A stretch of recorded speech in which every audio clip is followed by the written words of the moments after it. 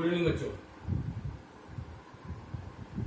आपके physics practical होने वाले हैं। फिजिक्स प्रैक्टिकल में आपको बोर्ड में दो प्रैक्टिकल्स करने हैं, दो एक्सपेरिमेंट्स करने हैं, एक्सपेरिमेंट 1 एंड एक्सपेरिमेंट 2।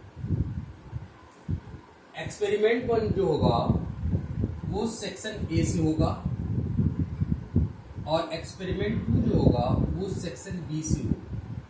ये उल्टा भी हो सकता है, यानी कि ये सेक्शन बी और ये सेक्शन ए से हो सकता है।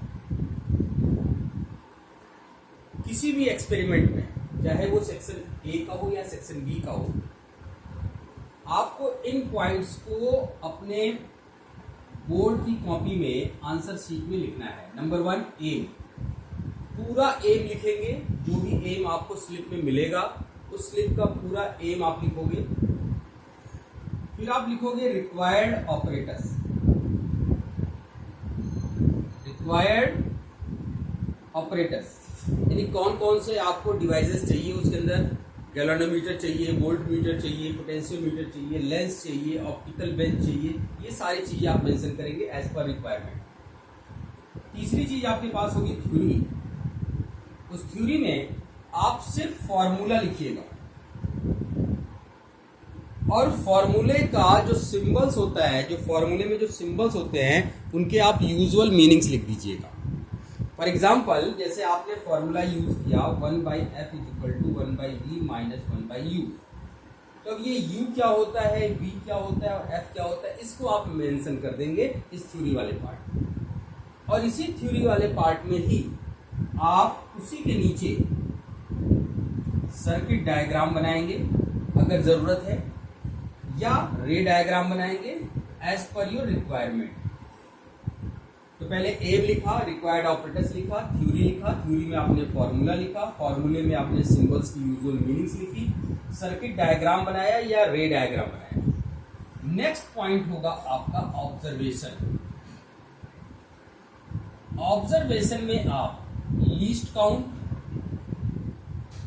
Range, okay, length, rough focal length, जिसकी जो जरूरत है वहां पर आप ऑब्जर्वेशन के अंदर इस चीज को मेंशन करेंगे। पांचवा और सबसे इंपॉर्टेंट पॉइंट होता है ऑब्जर्वेशन टेबल। ऑब्जर्वेशन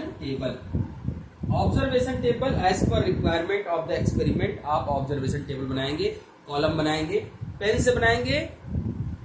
बाउंड्री उसकी जो है पेंसिल से करिएगा, लेकिन जो उसमें आप लिखोगे वो पेन से लिखोगे। जो भी रीडिंग आप फिल करेंगे वो पेन से ही फिल करिएगा। अगर आपको डाउट लगता है कि मेरी रीडिंग गलत हो सकती है तो पहले आप पेंसिल से लिख लीजिएगा, बाद में फाइनल सबमिशन के टाइम पे उसको इरेज करके पेन से आप लिख के कंप्लीट करिएगा। कोई ओवर राइटिंग मत करिएगा, गलत होता है तो कट करके दोबारा लिखिएगा। फ्लूइड का इस्तेमाल बिल्कुल भी नहीं करना है। तो ये हो गया ऑब्जर्वेशन टेबल। ऑब्जर्वेशन टेबल के बाद आप बनाएंगे कैलकुलेशन का कॉलम। कैलकुलेशन में मीन वैल्यू निकालते हैं आप, या एवरेज वैल्यू जिसको आप बोलते हैं, ठीक है। फॉर्मूले के हिसाब से आप कैलकुलेशन करते हैं, ठीक है। और ग्राफ के हिसाब से भी कैलकुलेशन हो सकती है। अलग अलग एक्सपेरिमेंट्स में अलग अलग रिक्वायरमेंट होती है। नेक्स्ट कॉलम आपका 7वां कॉलम होगा रिजल्ट का। जो बहुत जरूरी है, जो एम आपका है उस एम में क्या पूछा गया है उसका फाइनल रिजल्ट आप लिखोगे विद यूनिट्स। यूनिट के साथ आप रिजल्ट को मेंशन करेंगे। 8वां कॉलम होगा आपका प्रिकॉशन। सिर्फ 2 प्रिकॉशन लिखिएगा, 2 से ज्यादा मत लिखिएगा, प्रिकॉशन। और 9वां कॉलम होगा सोर्सेज ऑफ एरर। इसमें भी आप सिर्फ 2 सोर्सेज ऑफ एरर लिखिएगा। तो एम लिखा आपने, required operators, theory, formula, symbols के usual meanings, circuit diagram, ray diagram, ये पेंसिल से बनाइएगा। Observation, least count, range, length, rough focal length, जो भी ऑब्जर्वेशन में आता है वो आप लिखेंगे। Then observation table, calculation and then result, precaution, 2 precaution and 2 sources of error. इनको करने के बाद आप नेक्स्ट एक्सपेरिमेंट स्टार्ट कर देंगे। नेक्स्ट एक्सपेरिमेंट में भी आप यही सारी चीजें करेंगे, ठीक है ना। हर एक्सपेरिमेंट की एक रीडिंग को फिजिकली वेरीफाई कराना होता है उस समय प्रेजेंट टीचर से। जो भी टीचर लैब में प्रेजेंट होता है उनसे आप दोनों एक्सपेरिमेंट की एक एक रीडिंग को वेरीफाई कराएंगे, उनका सिग्नेचर जरूर लेंगे आप। अब आते हैं मेन चीज पर जो आपसे एग्जामिनर पूछेगा। एक तो आपकी फाइल चेक करेगा, दोनों फाइल का मतलब एक आपकी एक्सपेरिमेंट फाइल हो गई। एक्सपेरिमेंट फाइल में 8 एक्सपेरिमेंट कंप्लीटली लिखे होने चाहिए विद इंडेक्स। जो भी डायग्राम बनाया हुआ है आपने वो सारा डायग्राम होना चाहिए। फाइल आपकी चेक होनी चाहिए, अदरवाइज मार्क्स डिडक्ट होते हैं। दूसरी फाइल आपकी है एक्टिविटी फाइल, उसमें 6 एक्टिविटी आपने लिखी हुई है, उसको अच्छे से पढ़ लीजिएगा वाइवा के लिए। अब हम आते हैं वाइवा बेस्ड क्वेश्चन की। वाइवा कैसा पूछा जाएगा? तो वाइवा जो होता है आपका वो एक्सपेरिमेंट पे बेस्ड ही होता है।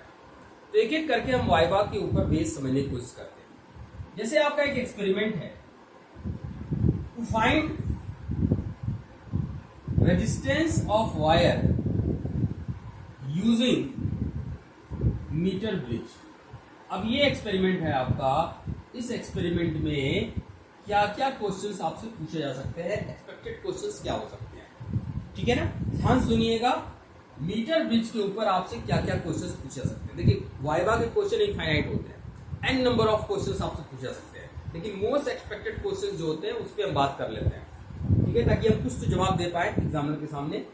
तो पहला क्वेश्चन बनता है what is the metre bridge. What is the metre bridge? Metre bridge क्या है?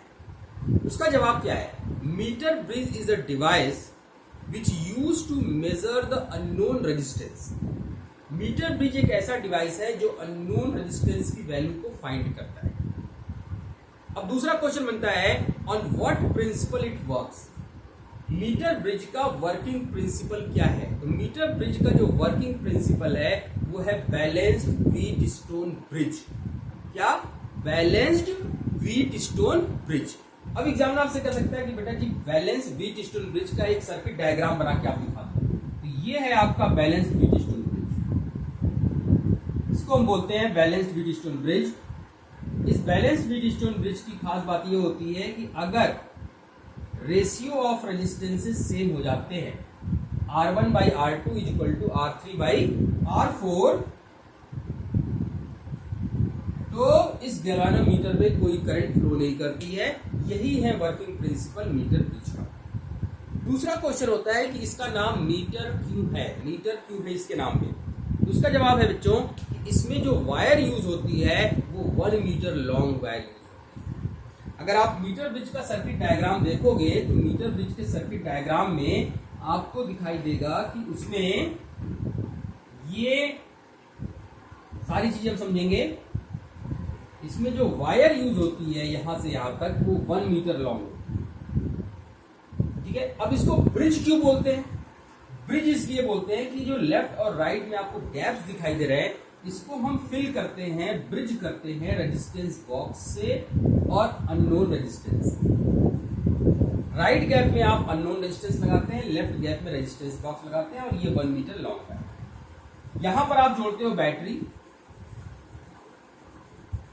और यहां जोड़ते हैं आप galvanometer with the help of jockey. ये जॉकी, इस जॉकी को अगर आप यहां टच कराओगे तो राइट साइड डिफ्लेक्शन होगा, इस साइड में टच कराओगे तो लेफ्ट साइड डिफ्लेक्शन होगा। इसका मतलब हमारा सर्किट सही।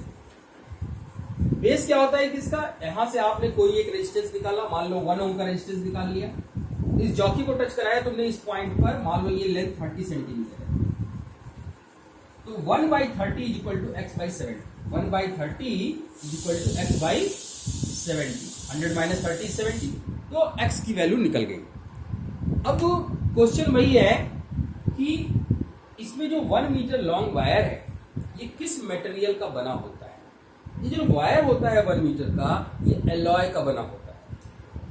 इसका बना होता है एलॉय का, एलॉय का बना होता है। एलॉय में हम यूज करते हैं कॉन्स्टेंटन। कॉन्स्टेंटन एक एलॉय है, इसका यूज करते हैं। तो आपसे क्वेश्चन पूछा जाएगा कि हम एलॉय या कॉन्स्टेंटन वायर क्यों यूज करते हैं, तो उसका जवाब बहुत प्रिसाइज आपको देना है। एलॉय वायर हम क्यों यूज करते हैं? क्योंकि उसकी रेजिस्टिविटी हाई होती है और साथ ही साथ उसका टेम्परेचर कोफिशिएंट ऑफ रेजिस्टिविटी यानी अल्फा बहुत कम होता है। तो अल्फा कम होने का फायदा ये होता है, it is less depends on temperature, यानी जो वायर है उसकी डिपेंडेंसी टेम्परेचर के ऊपर बहुत ही कम होती है, जिसकी वजह से काफी देर तक एक्सपेरिमेंट करने से भी रीडिंग अफेक्टेड नहीं होती। तो रेजिस्टिविटी हाई होती है और टेम्परेचर कोफिशिएंट ऑफ रेजिस्टिविटी लो होती है। ये वायर जो लगा रखी है ये यूनिफॉर्म क्रॉस सेक्शन की वायर। दूसरा क्वेश्चन आपसे पूछा जा सकता है कि ये जो आप स्ट्रिप्स देख रहे हो ये कॉपर की स्ट्रिप्स होती हैं, इन कॉपर स्ट्रिप्स को क्यों लगाया गया है, थिक कॉपर स्ट्रिप क्यों लगाया गया? उसका जवाब क्या है, थिक कॉपर स्ट्रिप क्यों लगाया गया? उसका जवाब ये है बच्चों कि थिक कॉपर स्ट्रिप होने से उसका रेजिस्टेंस नेग्लिजिबल हो जाता है, क्योंकि आपको पता है कि अगर वायर की थिकनेस ज्यादा होगी तो उसका रेजिस्टेंस कम होगा, क्योंकि resistance inversely proportional to area होता है। एरिया ज्यादा होगी तो रेजिस्टेंस कम होगा, तो थिक लेने से रेजिस्टेंस कम हो जाता है। तो इसका रेजिस्टेंस कम हो जाने से मतलब क्या पड़ता है कि आपका जो रेजिस्टेंस बॉक्स की जो वैल्यू आती है वो एग्जैक्ट वैल्यू बताता है, यानी ये रेजिस्टेंस इसमें इंक्लूड नहीं होता है, इसलिए हमने इसको थिक कॉपर स्ट्रिप यूज किया। ठीक है, अब इसमें कुछ क्वेश्चंस और पूछे जा सकते हैं आपसे, वो ध्यान दीजिएगा। ये थ्योरी में पूछा जाता है, अगर मैं इस लेफ्ट गैप वाले रेजिस्टेंस बॉक्स को राइट गैप वाले अननोन रेजिस्टेंस एक्सचेंज कर दूं तो क्या ये मीटर ब्रिज काम करेगा? जवाब है हाँ। कोई फर्क नहीं पड़ेगा, बस नल पॉइंट एक्सचेंज हो जाएंगे, यानी पहले इधर 30 था इधर 70 था, अब ये उल्टा हो जाएगा 70 और 30, तो नल पॉइंट पर इंटरचेंज हो जाएंगे और कोई फर्क नहीं पड़ेगा, मीटर ब्रिज हमारा काम करेगा। दूसरी चीज होगी, जितना ज्यादा रेजिस्टेंस बॉक्स की वैल्यू होगी बच्चों, जितने ज्यादा इसकी वैल्यू होगी उसके सामने की लेंथ भी उतनी ही ज्यादा होगी, यानी जॉकी अगर इसका रेजिस्टेंस तो बढ़ाओगे तो जॉकी इधर की तरफ शिफ्ट करेगा, इधर की तरफ, अगर इसका रेजिस्टेंस घटाओगे तो जॉकी इधर की तरफ शिफ्ट करेगा। ये रूल है, जितना ज्यादा रेजिस्टेंस उसके सामने की लेंथ उतनी ही ज्यादा। तो ये मीटर ब्रिज का क्वेश्चन है आपका। अब एक चीज और याद रखिएगा, लॉ ऑफ रेजिस्टेंस का फॉर्मूला भी हमें याद रखना चाहिए, R = ρl/। रेजिस्टेंस डिपेंड करता है किसके ऊपर? लेंथ के ऊपर और एरिया के ऊपर। ठीक है, ओके। अब हम आते हैं अपने दूसरे एक्सपेरिमेंट की तरफ। दूसरा एक्सपेरिमेंट जो आपको कराया गया है वो है पोटेंशियोमीटर का एक्सपेरिमेंट। एक्सपेरिमेंट का एम है to compare EMF of two cells. दो सेल्स के ईएमएफ को कंपेयर करना होता है, ठीक है ना? दोनों प्राइमरी सेल के ईएमएफ को आपको कंपेयर करना है। ध्यान समझना बच्चों, पहले तो इसका सर्किट डायग्राम समझ लो जो आप अरेंजमेंट करोगे। ये पोटेंशियोमीटर है, हमारे लैब के अंदर जो पोटेंशियोमीटर होता है जनरली 10 मीटर लंबा होता है, यानी हर वायर 1 मीटर लंबी